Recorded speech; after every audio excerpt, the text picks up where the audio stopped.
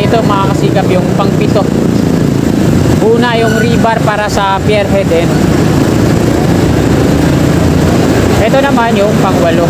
So kumpleto na yung pang-walo. Tingnan nyo naman, oh. Tinatanggalan na nga ng mga forma. Tapos dito na po i-connect yan. Ayan yung viaduct ng OPRAM dito sa baba. At ang exit niyan doon sa on-ramp OPRAM sa may toll, sa unahan. Ito mga kasikap, dalawa na yung na-install dito. Mga steel girder. Tapos dito sa ika-anim, ayan, kompleto na. Nandito tayo sa Quirino Avenue southbound. Dadako naman tayo dito sa off-ramp na ginagawa ng Skyway patungong Top Ross Boulevard at yung on-ramp patungong south along Osmeña. So ayan yung kukunan natin ngayon kung ano na yung latest na progress. So tara, let's go! Hindi lang nakita ng side mirror.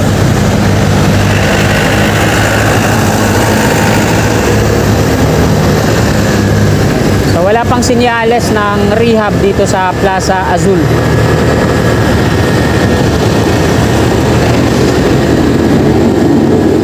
Sana hindi tayo abutan ng malakas na ulan. Nakakakaba mamayang hapon pag uwi. Sana hindi bumaha ng malaki. Anong oras na naman tayo makakauwi na ito?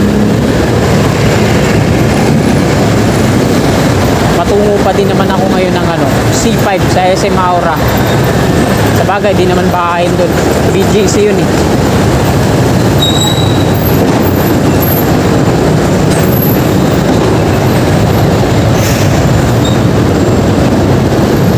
Dito nalaglag yung dito nalaglag yung tapaludo ko nung nakaraang daan ko dito. Sana makita ko pa yung bolt, yung lock. Ang mahal kasi ng lock nun eh, nung bolt na yon. Kasi mismong yan, Honda parts. Sa mga Shopee lang, ayun, mura lang yun.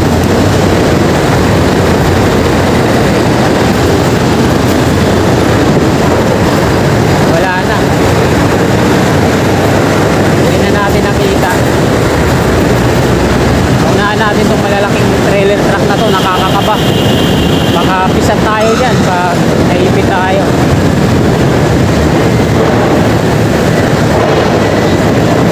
Ano kaya meron? Nandito yung mga FTPP at mga pulis. May operation nata dito.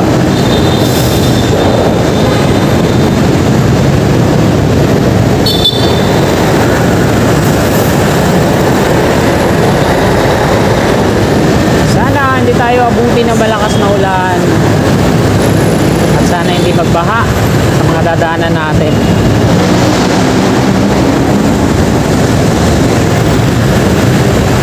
Pedro Ili Street na po ito dito. Yun, sakto, green light na agad.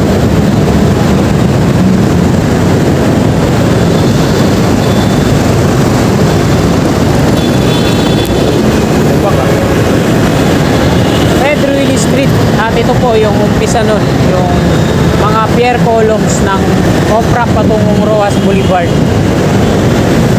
Ito yung pinakauna, pier 1, bali 7 yung pier dito, no? Ay 8, sorry. Ito yung pangalawa. Ito naman yung pangatlo.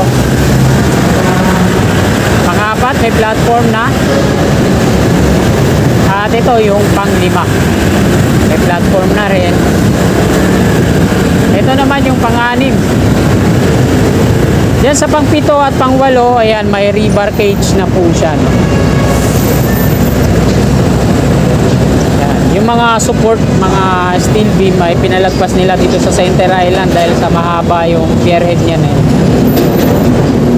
Quirino interchange po ito dito. Yun naman sa tawid yung on-ramp viaduct na. So sa unang pier meron ng pierhead. Sa pangalawa wala pa. Sa pangatlo meron na. Tapos dun sa pang-4 at pang-5 nag-install na sila ng mga steel girder. Pang-6 kompleto na yun. So ayan, papakita ko din sa inyo yun. Yan. Ayan, ito mga kasikap yung pang-7. una yung rebar para sa pierhead eh. Ito naman yung pangwalo. So kumpleto na yung pangwalo. Tingnan nyo naman, oh. Tinatanggalan na nga ng mga forma. Tapos dito na po i-connect yan. Ayan yung viaduct ng OPRAM dito sa baba. At ang exit niyan doon sa on-ramp OPRAM sa may toll, sa unahan.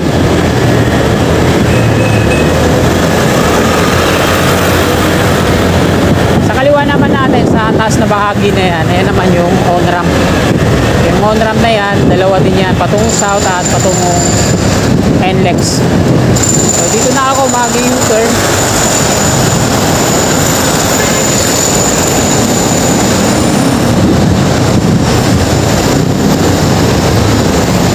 Dito tayo banda para sa gilid tayo.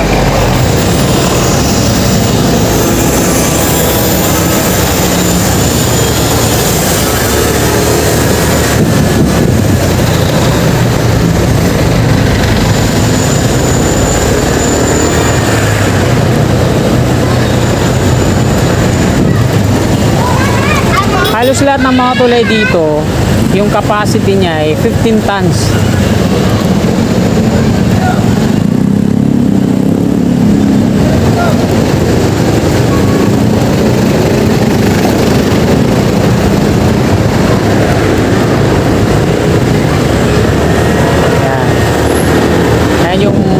Dyan sa taas natin pakanan, ayan yung on-ramp to south dito sa may Osmeña.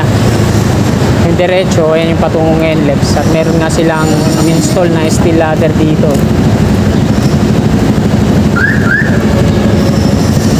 Ayan yung unang pier column dito sa on-ramp. Bali tinatanggalan na rin nila ng mga scaffolding.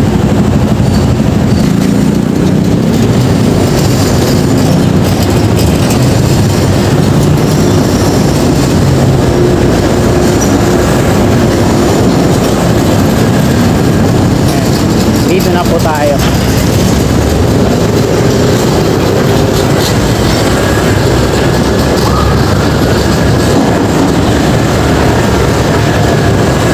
Ito mga kasikap, dalawa na yung na-install dito. Mga steel girder. Tapos dito sa ika-anim, ayan, kompleto na. Ito dito, bago magtulay. Ito naman yung kawit sa tulay, yung double column na to. Tapos wala pa. At ganoon din dito.